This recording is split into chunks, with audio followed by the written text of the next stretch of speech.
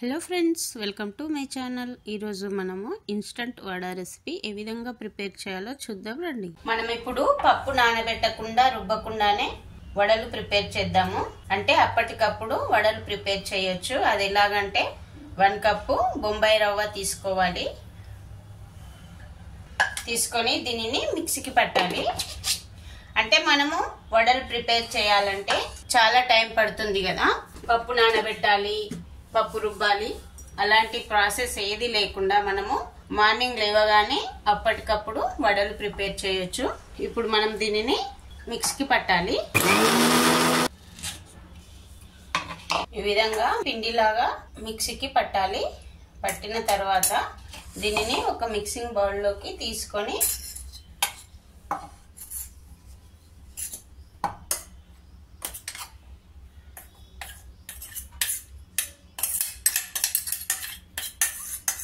ఇందులో ఒక 1/2 tea spoon వరకు బేకింగ్ సోడా వేసుకోవాలి.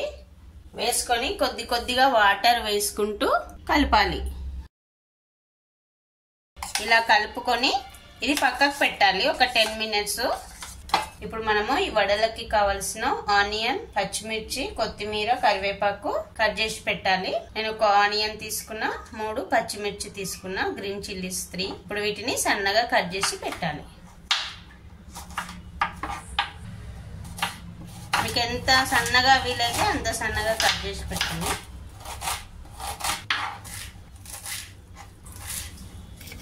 ఆనియన్స్, గ్రీన్ చిల్లీస్, కొత్తిమీర, కరివేపాకు కట్ చేసి పక్కకు పెట్టాలి. ఇప్పుడు మనం బొంబాయి రవ్వను మిక్సీకి పట్టి కలిపి పెట్టుకున్నాం కదా, ఆ బౌల్ తీసుకొని ఇందులో 1 కప్పు వరకు అటుకులు వేసుకోవాలి.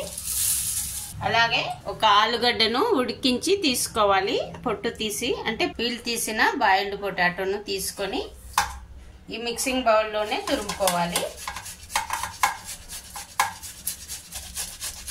ఇప్పుడు ఇందులో మనము 1/2 టీ స్పూన్ వరకు పసుపు, 1/2 టీ స్పూన్ జీలకర్ర, 1 టీ స్పూన్ ధనియాల పొడి,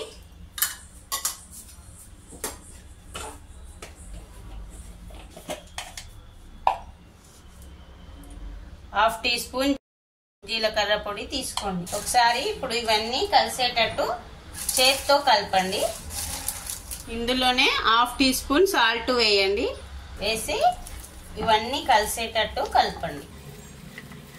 మనము అటుకులు వేసినాం కదా, ముందుగా ఇలా కలిపితే అటుకులు నాని ఇందులో కలిసిపోతాయి. ఇప్పుడు ఇవన్నీ కలిసేటట్టు కలిపిన తర్వాత మనం కట్ చేసిన ఆనియన్స్, గ్రీన్ చిల్లీస్, అలాగే 2 టేబుల్ స్పూన్స్ శనగపిండి వేయాలి. ఇప్పుడు ఇందులో 2 టేబుల్ స్పూన్స్ బేసన్ వేయండి. మనం కట్ చేసి పెట్టిన కొత్తిమీర, కరివేపాకు తరుగు, ఆనియన్స్, పచ్చిమిర్చి, గ్రీన్ చిల్లీస్ ఇవన్నీ వేసి ఇంకొకసారి కలపండి. పిండి ఈ కన్సిస్టెన్సీలో ఉంటే వడలు బాగా ప్రిపేర్ చేయడానికి వస్తుంది. ఇప్పుడు ఈ పిండితో వడలు ప్రిపేర్ చేద్దాం. ఇప్పుడు మనము వడలు ప్రిపేర్ చేసేటప్పుడు ఒక బౌల్లో కొద్దిగా వాటర్ పెట్టుకోవాలి. వాటర్ పెట్టుకొని ఇలా చేతికి అద్దుకొని కొద్దిగా పిండి తీసుకోవాలి.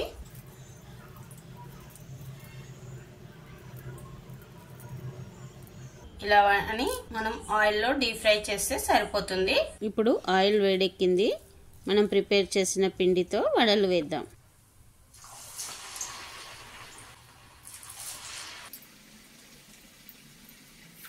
లో టు మీడియం ఫ్లేమ్ లో పెడుతూ డీప్ ఫ్రై చేయండి. గోల్డెన్ కలర్ వచ్చే వరకు డీప్ ఫ్రై చేయాలి. గోల్డెన్ కలర్ రాగానే తీసి వేరే ప్లేట్ లోకి వేసుకోండి. మనము సూజీతో ఈ విధంగా వడలు ప్రిపేర్ చేయాలి. మిగతాయి కూడా ఇదే విధంగా ప్రిపేర్ చేద్దాం. మీకు ఇలా రవ్వతో చేయడం వలన ఫస్ట్ టైం చేసే వాళ్ళకు కూడా ఈజీగా చేయడానికి వస్తుంది.